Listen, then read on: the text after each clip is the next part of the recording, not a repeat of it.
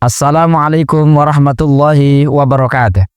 Alhamdulillah, alhamdulillahilladzi hadana lihadza wa ma kunna linahtadiya laula an hadanallah. Asyhadu an la ilaha illallah wa asyhadu anna sayyidina Muhammadan abduhu wa rasuluh. Allahumma shalli wa sallim ala sayyidina Muhammad wa ala alihi wa ashabihi ajma'in. Qala Allah Ta'ala fi kitabihil karim, a'udzubillahi minasyaitonir rajim, bismillahirrahmanirrahim. Wa ma khalaqtul jinna wal insa illa liya'budun. Shadaqallahul azim. Pemirsa sahabat dakwah yang berbahagia, kita mengucapkan tasbih subhanallah walhamdulillah wa la ilaha illallah wallahu akbar. Maha suci Allah yang telah mensucikan kita dari dosa-dosa kita. Segala puji bagi Allah, Allah yang memuji kita semua. Kemudian siapa yang memuji Allah, Allah akan puji setinggi-tingginya, semulia-mulianya. Tiada Tuhan selain Allah. Allahu ahad, Allahus samad. Kemudian Allahu akbar. Maha besar Allah, yang Allah juga telah membesarkan hambanya. Allah angkat derajat hambanya. Mudah-mudahan semua kenikmatan yang Allah berikan kepada kita semua, kita merelakan diri, mengikhlaskan diri, bahkan menggelembungkan hati kita dengan cinta kepadanya, dengan ungkapan subhanallah walhamdulillah wala ilaha illallah wallahu akbar. Kemudian selanjutnya, mari kita perbanyak sholawat kepada Habibinal Karim Muhammad sallallahu alaihi wasallam. Sallallahu ala Muhammad sallallahu alaihi wasallam. Sallallahu ala Muhammad sallallahu alaihi wasallam. Ya Nabi salam alaika, ya Rasul salam alaika, ya Habib salam alaik, salawatullah alaika. Pemirsa sahabat dakwah, kecintaan ini untuk terus kita dengungkan di rumah, di kantor, di jalan, dimanapun, sebagai bentuk kecintaan kita. Dan kita juga memastikan selain ungkapan-ungkapan doa, kita juga membiasakan melaksanakan semua tuntunan Rasulullah Sallallahu Alaihi Wasallam. Pemirsa sahabat dakwah yang dirahmati Allah, tema kita hari ini adalah hakikat penghambaan sebenarnya.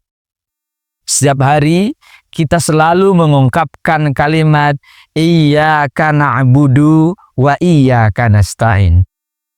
Hanya kepadamu ya Allah kami menyembah, dan hanya kepadamu ya Allah kami memohon pertolongan. Ini adalah isyarat kepada kita. Tetapi sebelum kalimat ini, kita diawali dan diajarkan dari kalimat basmalah, hamdalah, ar-Rahman ar-Rahim, Maliki Yaumiddin. Itu semua adalah kalimat pujian, kalimat-kalimat tauhid. Setelah kita puji Allah dengan Rahman dan Rahimnya, terus sampai Maliki Yaumiddin, semua itu baru kita ungkapkan iyyaka na'budu wa iyyaka nasta'in. Ini adalah satu pelajaran penting bagi kita, bahwa penghambaan hanya kepadamu ya Allah, tidak ada kepada yang lain. Termasuk kita menyembah hanya kepada Allah, kemudian memohon juga kepada Allah, doa kita mohonkan kepada Allah. Hanya Allah sebagai pegangan kita. Kenapa demikian? Semakin banyak bersandar kepada makhluk, semakin banyak bersandar kepada hamba, maka semakin sulit kita ingin menyandarkan penghambaan total. Kenapa? Karena makhluk ini boleh jadi tidak sesuai dengan keinginan kita. Makhluk ini punya keterbatasan.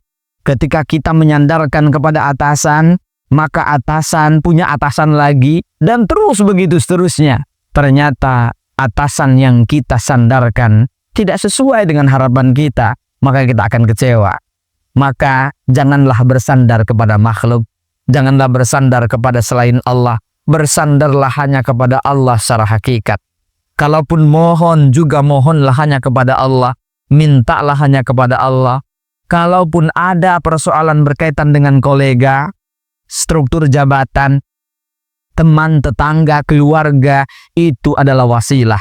Wasilah tetap apapun yang hasil dari mereka, yakinkan itu semua adalah qadarullah yang Allah takdirkan kepada kita. Tidak perlu kecewa, karena inti dari penghambaan sesungguhnya adalah keikhlasan, melahirkan orang-orang yang ikhlas.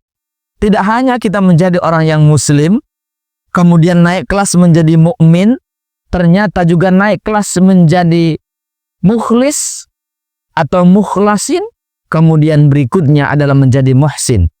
Nah, tangga-tangga ini, ketika kita ingin menjadi orang yang muslim, tentu hanya melaksanakan syariat-syariat, tetapi naik kelas menjadi mukmin tidak hanya berkaitan dengan syariat, penguatan iman, akidah yang demikian kuat, tetapi berikutnya itu ada yang disebut dengan mukhlasin, menjadi orang-orang yang ikhlas.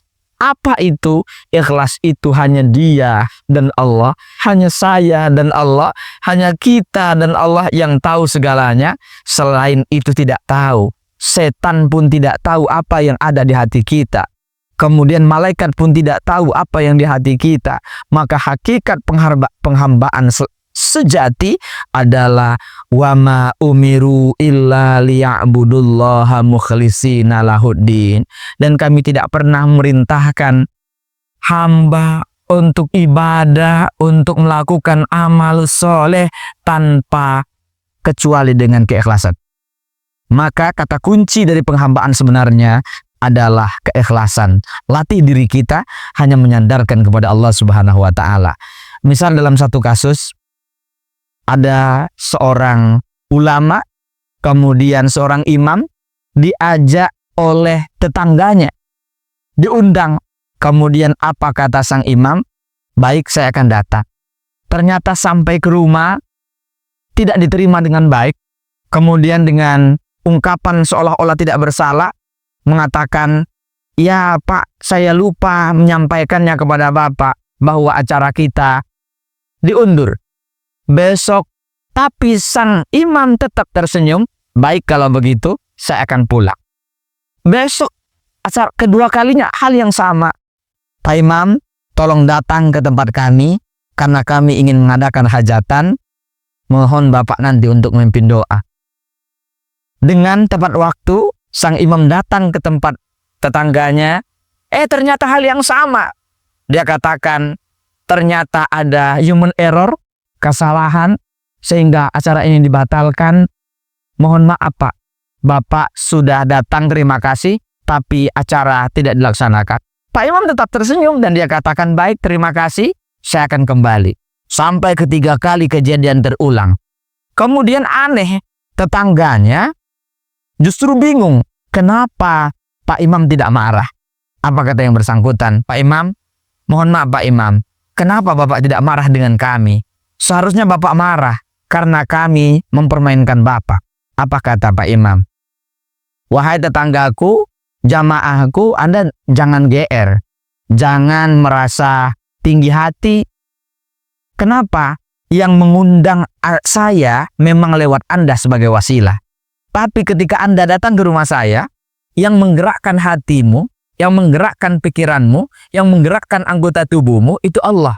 Berarti saya, yang Anda datang ke rumah saya, mengundang saya, itu adalah Allah yang menggerakkan. Saya hadir sampai 3 kali ke rumahmu dan ternyata tidak jadi acara, itu pun karena Allah. Allah yang menggerakkan, saya yang menghargai, Allah yang memanggil saya, mengundang. Kalaupun ternyata hari ini dan berkali-kali tidak terjadi acaranya, itu pun karena Allah yang takdirkan. Semuanya saya serahkan kepada Allah. Subhanallah, Masya Allah. Ketika ada satu kejadian, semuanya karena Allah, tidak akan pernah ada rasa kecewa berlebihan. Kalaupun ada sebagai manusiawi, kita kecewa, sakit hati, kemudian bersedih, itu adalah normal.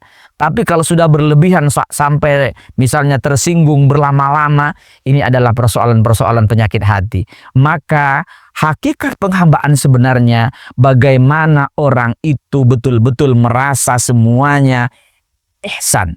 Jadi tidak hanya iman, tidak hanya ibadah, kemudian bagaimana kita menjadi ihsan.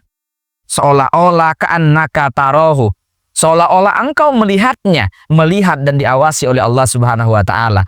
Tapi kalau tidak merasa dilihat, kalau Allah tidak melihat, tapi pastikan kalau kita tidak bisa melihat Allah, tetapi pastikan Allah Maha tahu, Maha melihat apa yang terbetik di hati kita, yang terbesit di hati kita, apalagi terfikirkan, terencana oleh kita.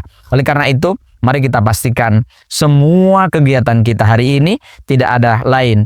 Inna sholati wa nusuki wa mahyaya wa mamati lillah. 4 kategori saya kira menjadi penting untuk kita catat terkait dengan keikhlasan ini. Pertama, ketika kita mampu melakukan ibadah, maka jangan bangga dengan amal kita, tapi ingatlah anugerah Allah. Kenapa demikian? Semakin bangga dengan amal, di situ nanti akan mulai masuk riya, ujub, sum'ah, dan seterusnya. Maka mari, apapun yang kita lakukan hari ini, dan ciptaan apapun kita, tidak perlu juga berlebihan, kemudian lihatlah anugerah Allah, tidak perlu membanggakan apa yang kita miliki. Kemudian yang berikutnya, kalaupun suatu saat kita kecewa, maka bersabarlah, karena Allah sedang menguji kita semua. Kemudian yang ketiga, ketika kita mendapat nikmat, bersyukurlah. Jangan berlebihan menganggap itu semua adalah upaya yang kita lakukan. Sehingga yang terakhir, mari kita penuhi hati kita, pikiran kita dengan gelembung-gelembung cinta hanya kepada Allah Subhanahu wa taala. Pada akhirnya yang kita lakukan semua adalah dari Allah, kemudian semua dilakukan sesuai petunjuk Allah, dan kita akan pasrahkan kepada Allah Subhanahu wa taala. Demikian ihdinas siratal mustaqim wallahul muwaffiq ila aqwamit thoriq. Wassalamualaikum warahmatullahi wabarakatuh.